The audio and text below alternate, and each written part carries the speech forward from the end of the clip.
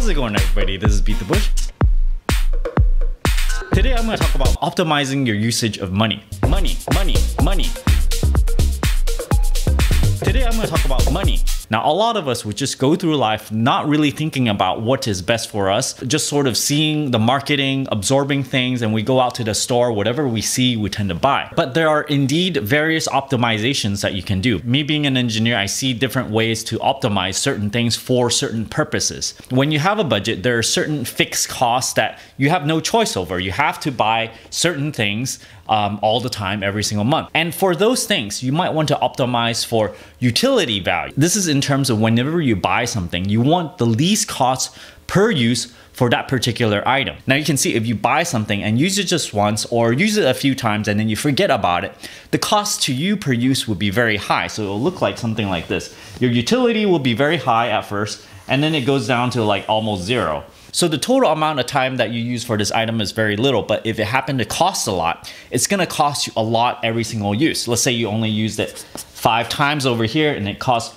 $100. Well, every single time that you use it, it's gonna cost $20. However, let's say you buy a knife set and it costs $100 as well, but you use it over a lifetime. You use it maybe 1,000 times. That means every single time that you're using it, it only costs you 10 cents, even though, yes, you're gonna pay $100 up front. So for example, maybe a set of good knives, you're gonna use it and it's just gonna keep on going. Maybe use it a little bit less later on, maybe more or something. But you can see there's a lot of area under this usage. So you have a total usage that's very, very high. Therefore, the cost per use is very, very low. So when you buy things to minimize cost per use, it's one type of optimization where you're trying to maximize your utility value here. Now, utility is not the only thing you want to optimize for. Sometimes, maybe after you have your budget set aside for whatever, you know, all the constant things that you need to buy, the things that you require, knives and things like that. Maybe you have a small fund of discretionary things that you want to buy, things that would make you happy.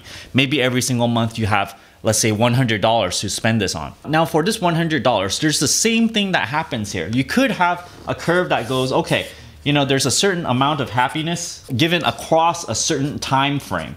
Now, to give an example, maybe you like to gamble, although I don't recommend gambling or anything, but let's say you like to gamble and you go to the blackjack table and then you put $100 on blackjack, and yes, that is fun for you, right? But it only lasts maybe like 10 minutes or so. So it's gonna be a huge spike of very fun, and then afterwards maybe you have negative happiness even because of your losses, but let's just call that zero. You have a huge spike of fun, but it's not gonna last very long. So you multiply this happiness by the duration of time, it's gonna be quite low. So when I looked around for this metric where you have essentially happiness times time, I couldn't find anything, so I'm gonna call this BTBs, haha. Kind of like BTUs where that's a unit of heating. BTBs, well, you know, I can name things after my own channel name, I guess. So your happiness level over here, let's rate it from 1 to 10, okay? That's really easy. People can usually give a number from 0 to 10, actually, of how happy they are with a certain thing and for how long they are. So let's call this gambling, and let's call this 10. So let's call this time, you know, 1/10 in hours. So I like to call BTBs in units of 0 to 10 times hours. So it's sort of happiness hours, which is the units of BTBs. Gambling $100 away, let's say it only takes you 1/10 of an hour, it gives you a happiness level of 10. Well, that gives you a 1 BTB value for this thing. You could also, let's say you go get a massage or something and it costs you $100. Perhaps, you know, it gives you a happiness level of 10, but then it lasts 1 full hour. And then afterwards, maybe it tapers off or something, and let's not count that. But if you multiply all this out, then you get a BTB value of 10. 10 BTBs. So to extend this a little bit further, let's say you buy a massage chair, and it's not quite the same as, you know, human hands massaging you because it's not as good. So let's call that, you get a satisfaction of, let's say 7. However, you get to use it, let's say 50 times. So it'll look like something like this, really long. So it'll be like 7 times 50. It'll be 350 BTBs. So you guys can see a little bit closer up of what I drew over here. Instead of maximizing for utility, instead you're trying to maximize for happiness. Now, happiness is not the only metric that you can maximize for. Maybe you can maximize for contentment, or as a business, maybe you can maximize for maximum profit. Now, I do realize that you may assign different values to how happy certain things make you. Maybe certain things make you happy. Maybe going to the movies make you happy. So I realize it's going to be completely different for everyone. So part of this is to be able to look back upon yourself and really critically think about how happy certain things, certain events make you, and to judge how long certain things make you happy. Now, I want to take first class plane tickets as an example. Let's just say a first class plane ticket costs $3,000. The flight is 10 hours long, and let's say the whole time that I'm in that plane ride, I am having maximum happiness or satisfaction. So I rate it a 10 times 10 hours. So I get 100 BTBs. If I fly coach, let's say I pay $600, I get zero satisfaction out of it. In fact, I might be suffering even, but let's just call it zero satisfaction. And it's gonna last me 10 hours in order to ride that coach plane ride. However, I'm gonna have $2,400 left over to enjoy at my destination. Let's say I split this across 50 meals, something that I personally enjoy, and I rate each of these meals, you know, 7, 8, or 9, or 10, and then I add all this up. I might end up with a total of 300 to 500 BTBs rather than only 100 just from that plane ride. But the idea is, given limited resources, okay, you have a certain amount of money, how can you use it? How can you divide it up so that you get the maximum amount of happiness durations? Happiness times time, not just little spikes of happiness, okay? You want to look at how long it makes you happy. So you have the whole idea where people keep on saying, oh, you know, if you do experiences, it's gonna last much longer than buying things. Well, do you really buy this? They have research done on it, but I don't know.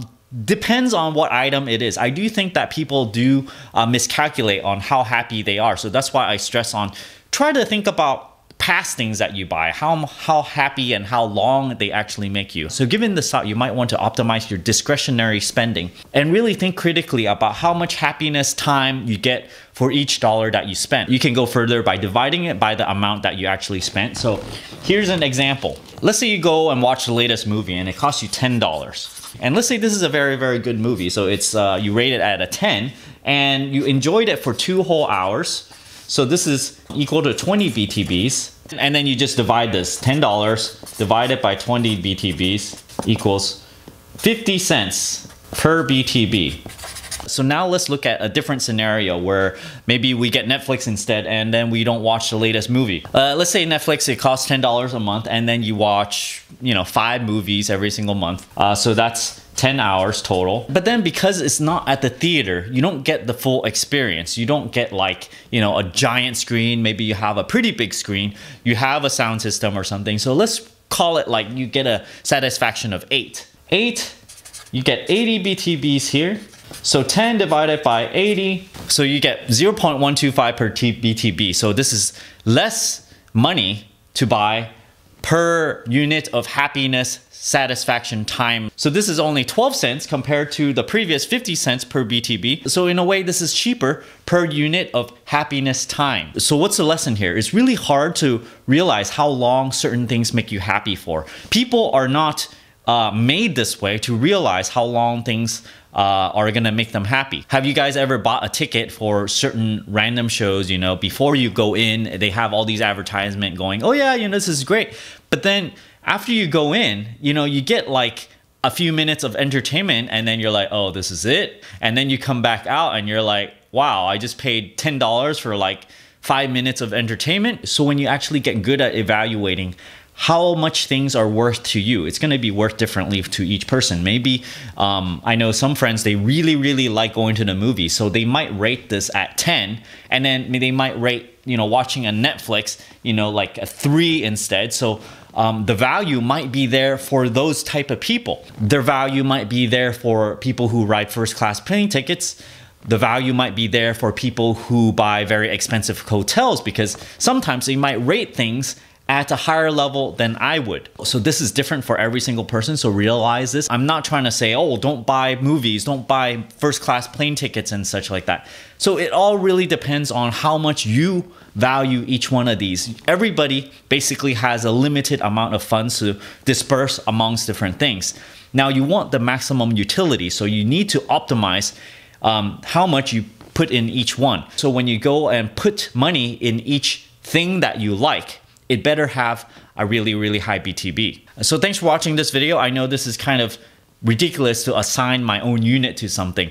It's just because I looked around and there isn't a name for something like that. And I'm like, hey, that's a perfect chance for me to name it a BTB, because this is essentially something that I do all the time. And I feel like it goes really well with this channel, optimizing for happiness times time. So thanks for watching this video. I hope this kind of opened up your thinking about how you should spend your money, how to optimize your spending. If you're interested in supporting this channel, I have an Audible link down in the video description below where you can get a free audiobook. I have a t-shirt sale down below where you can get a Honey Badger Infinification t-shirt. I also have a Patreon over here if you're interested in getting early access to my videos. And as always, don't forget to subscribe to my channel over here and click that bell icon next to the subscribe button so that you get a new notification whenever I upload a brand new video. Thanks for watching.